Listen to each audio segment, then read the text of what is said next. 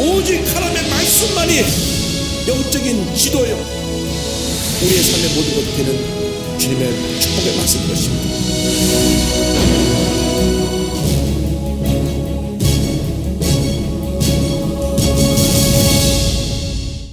오늘은 마가복음 3장 1절 이하의 말씀을 가지고 병자를 고치시는 예수님, 이 같은 제목으로 말씀을 나눕니다. 예수님의 공생의 사역의 3분의 2가 병을 고치시는 사역입니다. 어디를 가시든지 병을 고치셨습니다. 이 병이라고 하는 것이 죄의 결과로 다가왔기 때문에 온 인류의 죄를 사하시기 위해 오신 예수님이 죄의 결과로 다가온 병을 고치는 사역을, 공생의 사역 가운데 제일 중요한 사역 중에 하나로 그 사역을 행하셨던 것을 알 수 있습니다. 안식일에 손 마른 사람을 고치는 장면이 3장 1절 이하에 나옵니다. 1절과 2절을 보겠습니다. 예수께서 다시 회당에 들어가시니 한쪽 손 마른 사람이 거기 있는지라 사람들이 예수를 고발하려 하여 안식일에 그 사람을 고치시는가 주시하고 있거늘. 주님은 늘 회당을 찾으셨습니다. 예수님은 평소에 습관이십니다. 누가복음 4장 16절에 보면 예수께서 그 자라나신 곳 나사렛에 이르사 안식일에 늘 하시던 대로 회당에 들어가서 성경을 읽으려고 서심해 성경을 말씀합니다. 그러니까 누가 복받은 삶을 사느냐? 예수 믿고 나서 교회 중심, 성전 중심, 예배 중심, 말씀 중심으로 사는 사람이 복받는 삶을 사는 것입니다. 그런데 회당에 들어가셨는데, 안식일날 회당에 들어가서 보니까 거기에 손 마른 사람, 그 이전 성경 번역보면 손이 오그라든 사람이 있었다. 성경 외경이라고 이제 성경으로 인정되지 않았지만은 그 성경에 대한 여러 가지 이야기를 적어놓은 기록을 보면 이 손 마른 사람, 손 오그라든 사람이 원래 석수쟁이로 이렇게 돌을 다듬는 사람이었는데 이 사고로 오른손이 마비가 되어가지고 그곳에서 주님의 도우심을 간구했다. 누가복음에는 그 손이 오른손으로 나와 있습니다. 누가복음 6장 6절에 또 다른 안식일에 예수께서 회당에 들어가서 가르치시되 거기 오른손 마른 사람이 있는지라. 근데 손이 마른 사람, 손이 오그라들어서 마비된 사람의 이 원어 성경을 보면은 완료수동태, 그러니까 손이 오그라지게 되었다 하는 그런 표현을 쓰고 있는 걸 보면 날 때부터 손이 오그라진 상태로 태어난 것이 아니라 그 후에 어떠한 후천적으로 질병이나 사고에서 손이 오그라든 것을 알 수가 있습니다. 그래서 예수님께서 그를 보고 말씀하십니다. 3절 4절입니다. 예수께서 손 마른 사람에게 이르시되 한가운데 일어서라 하시고 그들에게 이르시되 안식일에 선을 행하는 것과 악을 행하는 것, 생명을 구하는 것과 죽이는 것 어느 것이 옳으냐 하시니 그들이 잠잠하거늘. 예수님에 대해서 늘 비판적인 의식을 갖고 보는 사람들이 예수님이 안식일을 범하지 않을까, 예수님이 그 회당에 들어오실 때부터 예수님을 주목해 보고 있고 예수님 할 때 비판할 그런 것이 무엇인가를 살펴보고 있는 자들을 둘러보시면서 주님이 하시는 일을 당당하게 행하셨습니다. 이 회당 가운데 와서 서라. 그리고 물어봅니다. 안식일에 선을 행하는 것과 악을 행하는 것, 생명을 살리는 것과 생명을 죽이는 것 어느 것이 중요한 것이냐? 원래 안식일에는 생명을 구하는 데 필요한 일은 허용됐지만은 생명의 지장이 없는 이런 손 오그라든 병 고친 것은 자기들의 정해놓은 기준에 의해서는 허락이 안 되는 것이었습니다. 그러나 그 바리새인들에게 그러한 비판거리를 얻을 것을 알면서도 주님이 당당하게 하나님의 아들로서 그의 병을 고치신 것입니다. 5절과 6절입니다. 그들의 마음이 완악함을 탄식하사 노하심으로 그들을 둘러보시고 그 사람에게 이르시되 내 손을 내밀라 하시니 내밀매 그 손이 회복되었더라. 바리새인들이 나가서 곧 헤롯 땅과 함께 어떻게 하여 예수를 죽일까 의논하니라. 마음이 완악했습니다. 마음이 완악하다는 것은 무엇이냐면은 자기들의 율법의 기준에 의해서 모든 것을 판단하고 사랑의 잣대로 모든 것을 보는 것이 아니라 율법의 잣대로 모든 것을 봐서 늘 판단하고 정죄하고 비판하는데 그들이 삶을 그렇게 살아왔기 때문에 주님이 구원하는 보시고 그들 앞에서 병을 고치신 것입니다. 손을 내미는 순간 병이 고침을 받았습니다. 알게 모르게 은혜 받지 못하고 신앙생활하면 바리새인들이 됩니다. 이후에 얼마만나고 교회에 일어나는 모든 문제의 원인은 교회 내 바리새인들에게 있습니다. 율법적으로 자꾸 따지고 문제를 삼기 때문에 교회가 어려움을 안게 되고 문제 속에서 큰 고통을 치르게 되는 것입니다. 그래서 주님이 이것을 경계하신 것입니다. 우리 예수를 믿으면서 늘 성령 안에서 새로워져야 됩니다. 늘 우리 마음이 주님을 향해서 겸손과 온유로 옷을 입고 늘 어린아이같이 신령하죠. 하나님의 말씀을 사모하고 늘 하나님 기쁘지 않은 그런 일꾼으로 쓰임받을 때 하나님께서 복을 주시지, 마음이 완악해가지고 내 기준에서 당신 이것 잘못됐습니다, 이것 잘못됐습니다, 이것 잘못됐습니다, 이것 잘못됐습니다 하면 교회가 그냥 싸움판이 되고 마는 것입니다. 그런데 이 바리새인들이 그랬어요. 예수님을 따라다니면서 늘 비판거리를 찾았습니다. 이 병을 고치는 걸 보고 저들이 마음에 화가 치밀어 올라왔고 나가서 헤롯 왕하고 함께 예수님을 죽일 그러한 음모를 세웁니다. 헤롯 왕은 그 소수 정적인 집단인데 헤롯 대왕이 계속해서 통치를 원하고 있어서 권력자 주변에서 늘 권력을 휘두르고 있던 사람들인데 이 사람들하고 손을 잡았습니다. 바리새인들하고 또 사이가 안 좋았어요. 바리새인들은 늘 하나님의 율법을 갖고 당신도 잘못이라고 비판했기 때문에. 그런데 예수님을 죽이는 일에는 헤롯 왕과 바리새인이 하나가 된 것입니다. 악한 사람이 악한 일을 도모할 때는 서로 반대편에 있던 사람도 힘을 합하는 것이, 이것이 악한 사람들의 모습인 것입니다.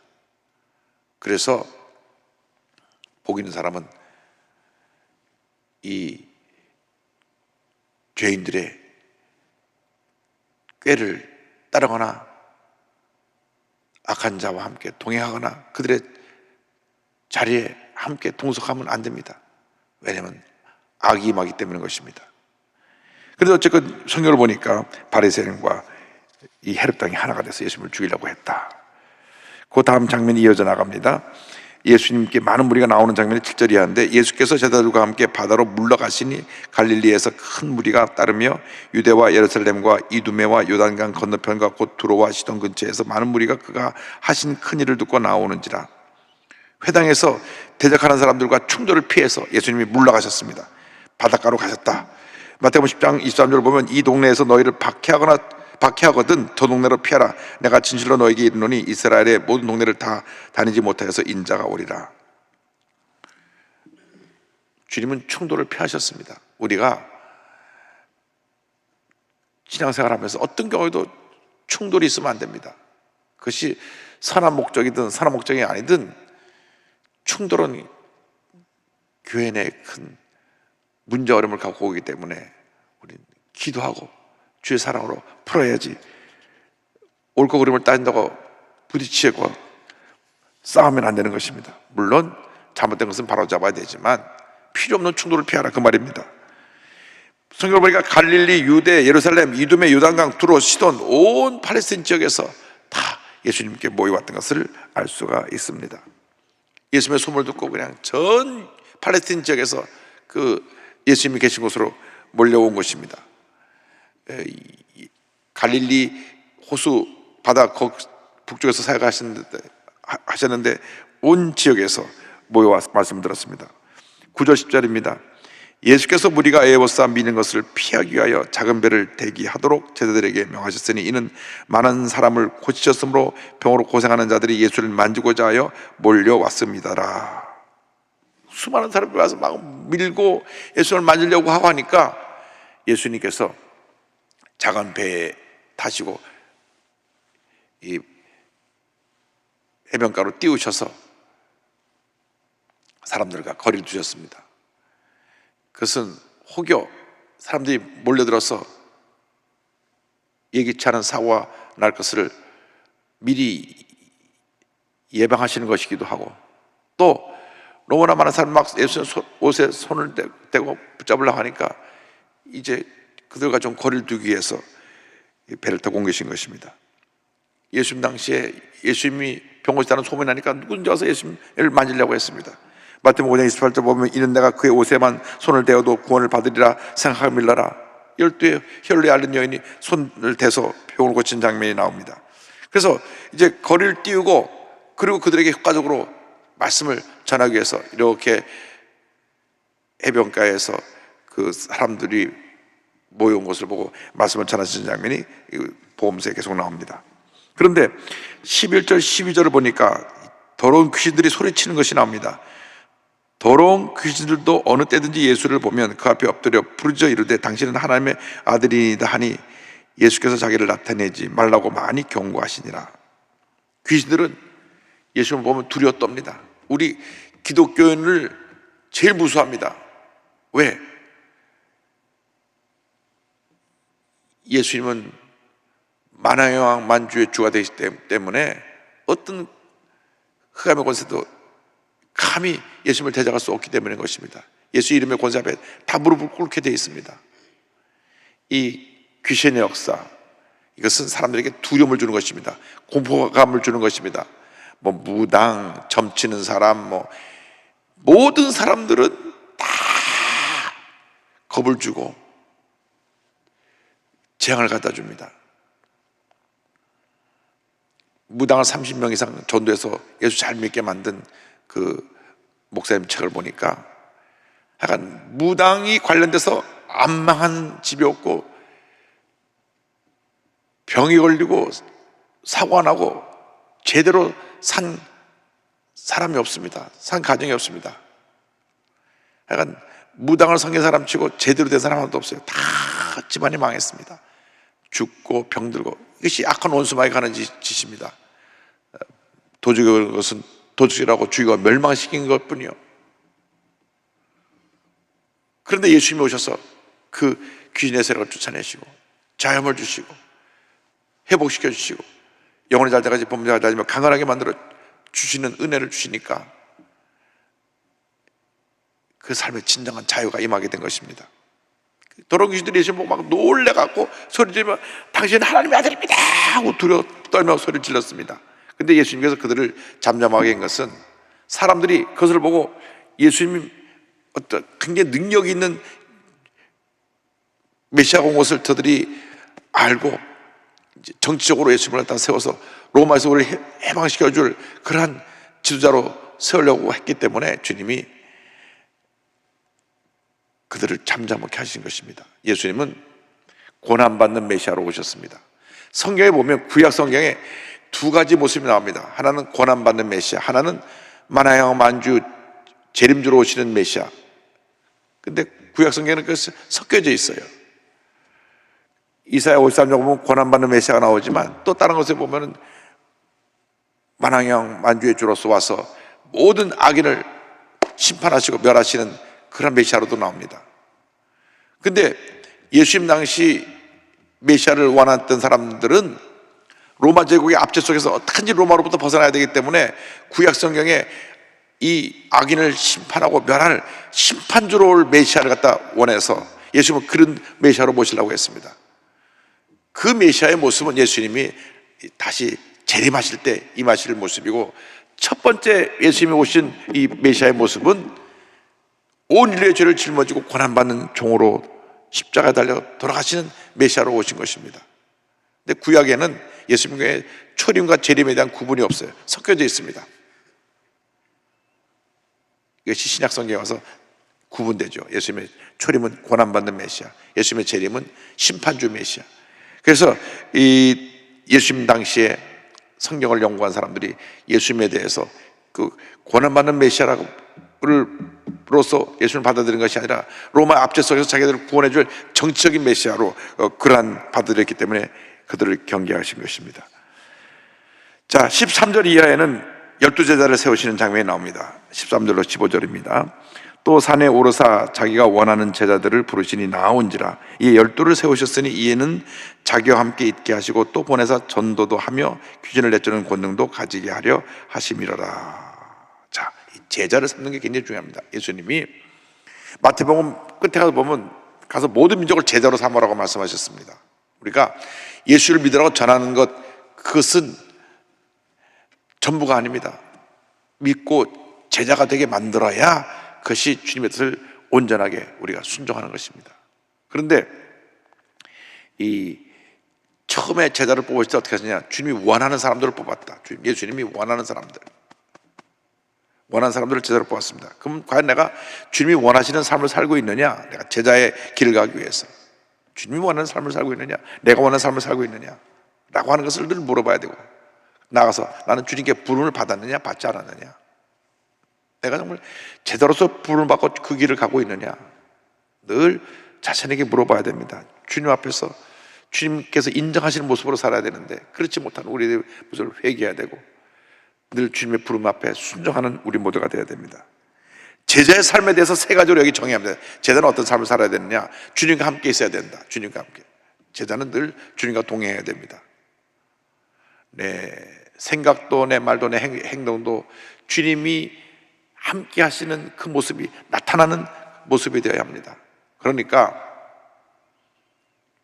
인격적으로 하도 덜 된 사람들, 거칠고 막 함부로 입에 담지 못하는 험한 말 욕설을 퍼붓고 성질내고 분노하고 다투는 이러한 모습은 제자로서 빵점입니다. 왜? 예수님과 함께 있으면 그렇게 할 수가 없거든요. 제자의 첫 번째 모습은 주님과의 동행입니다. 그래서 내가 작은 예수가 돼야 됩니다. 작은 예수가 돼야 돼요. 두 번째로는 내가 주님께로 보냄을 받고 복음을 전하는 사역을 감당해야 됩니다.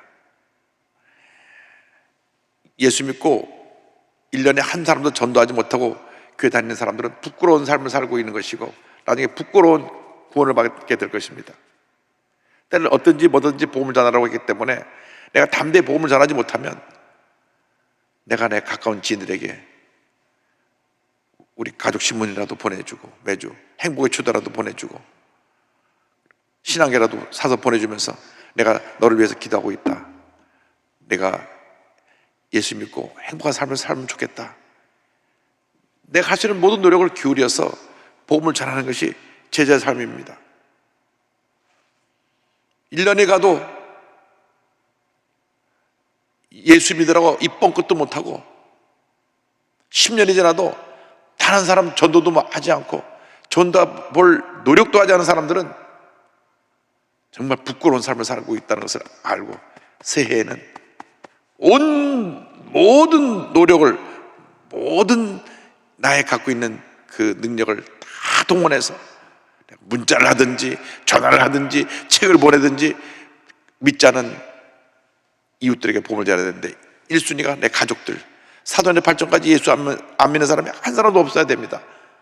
사도행전 8장까지 다 예수를 믿도록 노력하고 2차로는 가까운 지인들, 가까운 친구들, 선배, 후배, 회사원들, 내 직장에서 내 사업장에서 일하는 사람들, 또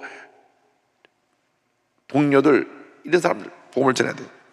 그래야 우리가 하나님 앞에 바르게 사는 것이고 장차 주님 앞에 설 때 잘하였다 착하고 청소된 종아 칭찬받을 수 있게 될 것입니다. 나아가서 그런 삶을 살 때 귀신을 내쫓는 권능을 주셨습니다.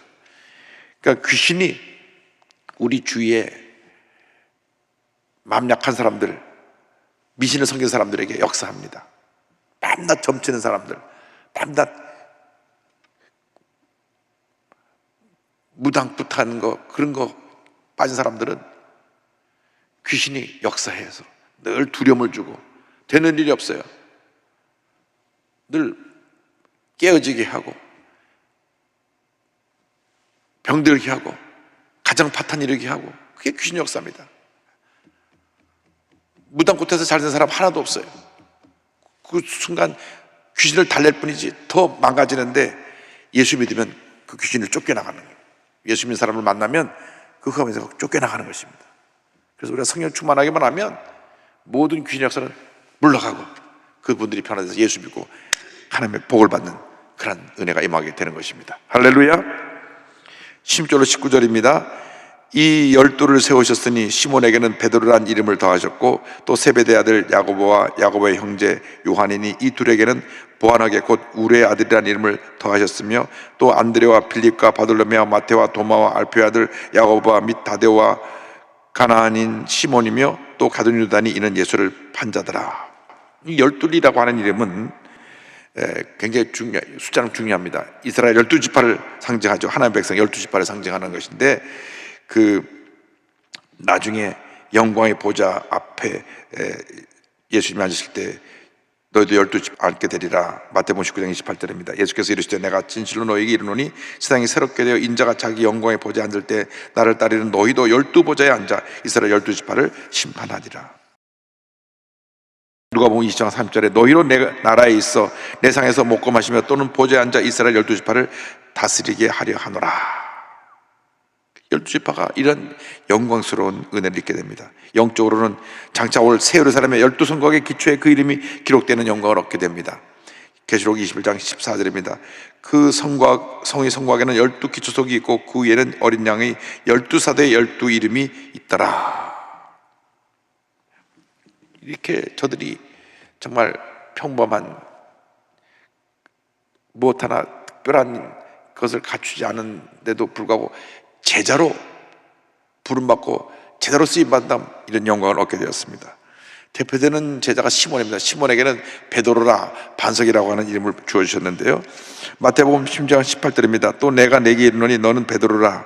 내가 이 반석 위에 내 교회를 세우리니 음부의 권세가 이기지 못하리라. 캐톨릭은 이